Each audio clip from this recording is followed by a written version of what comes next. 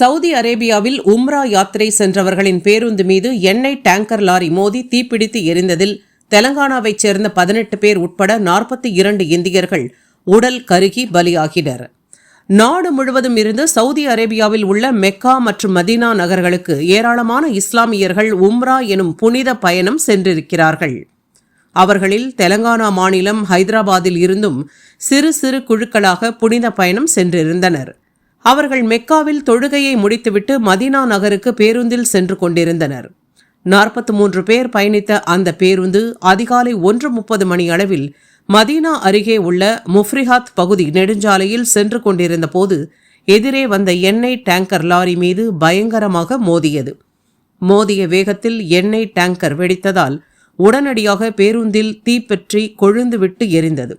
பயணிகள் அனைவரும் ஆழ்ந்த உறக்கத்தில் இருந்ததால் யாராலும் வெளியேற முடியவில்லை.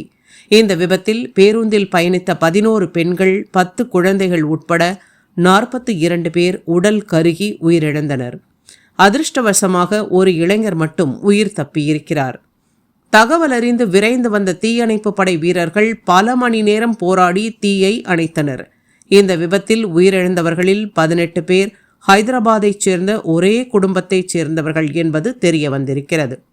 மற்றவர்களை அடையாளம் காணும் பணி நடைபெற்று வருகிறது. உயிரிழந்தவர்கள் அனைவரும் மக்காவிலேயே அடக்கம் செய்யப்படலாம் என தெரிகிறது.